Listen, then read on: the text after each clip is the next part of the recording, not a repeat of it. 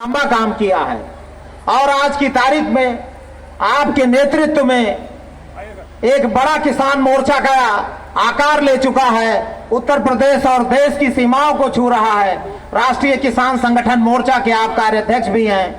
इसके अलावा कई सामाजिक संगठनों में आप सक्रिय रहते हैं। डॉक्टर भारत भूषण साहब का मैं स्वागत करता हूं।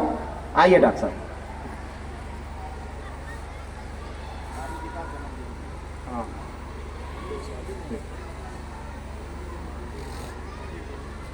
हेलो बहुत बहुत धन्यवाद ओपी जी। और जैसा कि हम सब लोगों ने बताया अपने वक्तव्य में कि आज हम जब तक आप लोग साथ देंगे तब तक हम लोग आपके साथ आज रहने वाले हैं। और आज देख रहे हैं कि बाबूजी रामेश्वर सिंह यादव जी, बाबूजी जो सामने आपके खड़े, आज इनका जन्मदिन भी है। जोरदार तालियों से इनका अभिनंदन करिए।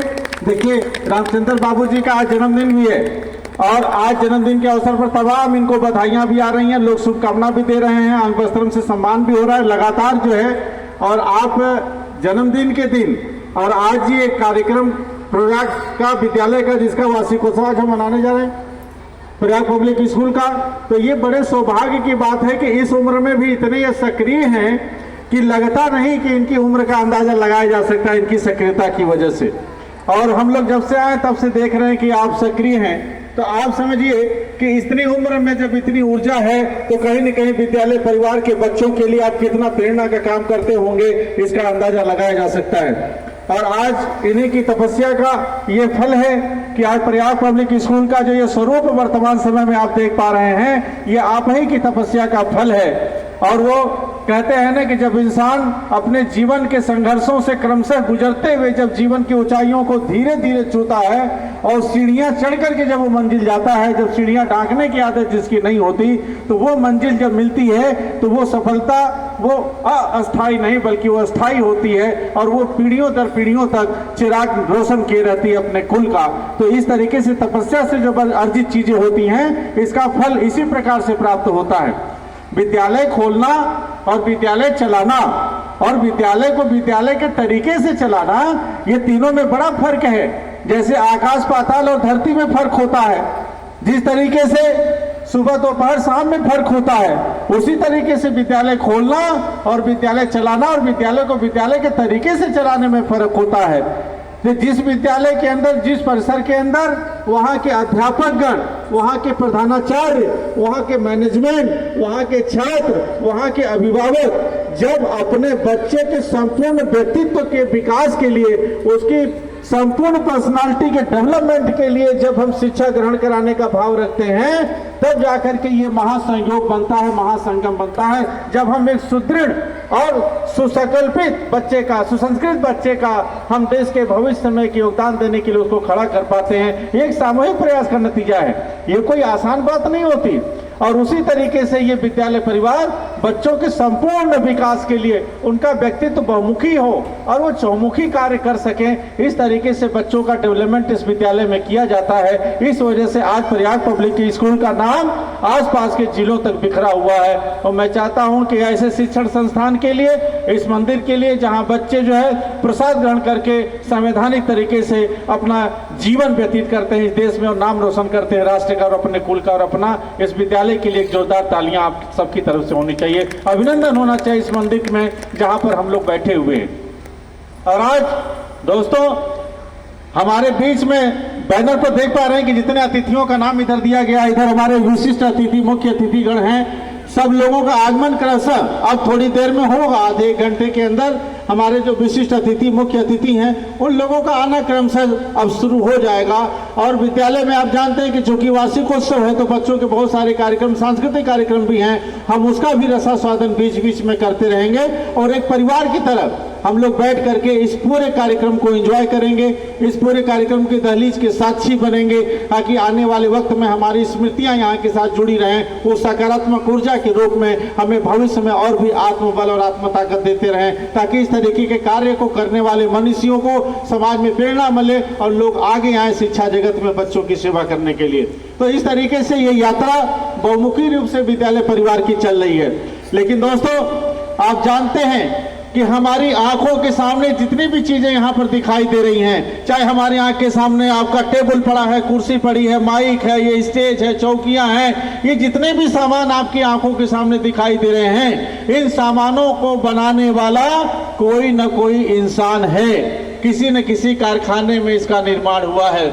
लेकिन अगर आप ये पूछें कि ऐसा कौन सा कारखाना है जहां इंसानों का निर्माण किया जाता है, जहां इंसान बनाए जाते हैं, तो शायद आपको याद आएगा कि विद्यालय एक ऐसा कारखाना है जहां इंसानों का निर्माण किया जाता है, बच्चों के भविष्य का निर्माण किया जाता है, राष्ट्र के भविष्य का निर्माण किया जाता है।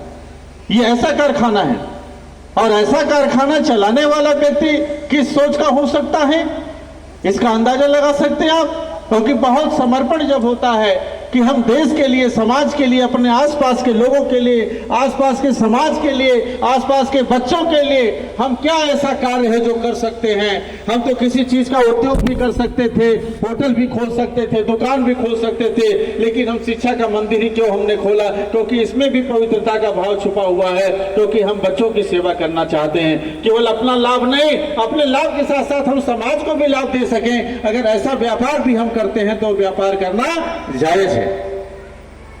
तो इस तरीके से ये विद्यालय की यात्रा हमारे बीच में चल रही है। आज हमारे बीच में जो मुख्य अतिथि आने वाले हैं, हमारे विशिष्ट अतिथि जो गण हैं, आज आएंगे तो वो इस विद्यालय से जुड़ी हुई अपनी स्मृतियों को आपके साथ ताजा करेंगे, और लगेगा कि पूरे प्रदेश से बहुत सारे ऐसे विशिष्ट जन हैं, पुराने समय से लेकर के नए समय तक के, जो इस विद्यालय से और इस विद्यालय के परिवार की जो परंपरा रही है उसके साथ ये सब लोग जुड़े रहे हैं, और ये जुड़ाव ही यात्रा का कारण यहाँ तक बना है। आज हम लोग बनारस से चले आए यहाँ पर, और बनारस यहाँ से लगभग 300 किलोमीटर की दूरी पर है।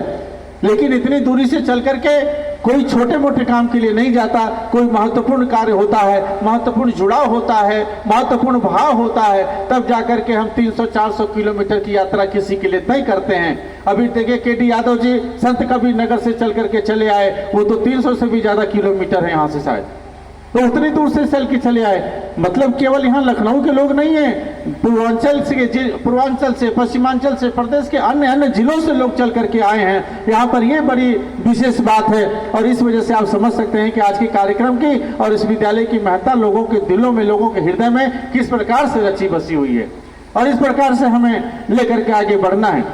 और आज आप सबसे निवेदन है कि हम सब लोग, जितने भी लोग यहाँ पर बैठे हुए हैं, कोई भी ऐसा इंसान नहीं है जो किसी का बच्चा न हो, और कोई भी ऐसा इंसान नहीं है जो किसी का पिता न हो, किसी की मां न हो, किसी की बेटी न हो। ये परंपरा चलती रहती है, इंसानी प्रक्रिया। लेकिन हमें ये देखना है कि एक अभिभावक के तौर पर हमारी भी क्या जिम्मेदारी बनती है कि हम अपने बच्चों के भविष्य के लिए इस समय किस प्रकार से सचेत रह करके उनके बारे में गंभीरता से विचार करें, सोचें। आज बच्चों को पढ़ाने के लिए प्रेरित करने की आवश्यकता नहीं है, उनको सही दिशा देने की आवश्यकता है, क्योंकि बच्चे आज जानते हैं कि पढ़ाई का महत्व क्या है। लेकिन अगर उस महत्व को अगर उन्होंने पूरा कर लिया तो उनके लिए वो काम आएगा, लेकिन वो पूरा नहीं कर पाए तो उनके लिए किसी काम का नहीं है। इसलिए माताओं से विशेष तौर पर निवेदन है कि बच्चियों को और बच्चों को पढ़ाई करने के लिए प्रेरित करें, उन्हें छोटी उम्र में किसी अन्य काम में व्यस्त होते हुए न देखें, अपना व्यस्ततम समय निकाल करके बच्चों की तरफ भी ध्यान रखें कि उनका समय उनके भविष्य की तरफ जाए। और हमारे अतिथियों का आवागमन शुरू हो गया है। अब मैं आमंत्रित करता हूं आदरणीय ओपी यादव जी, आपके बीच में अब आएंगे, उसके बाद फिर हम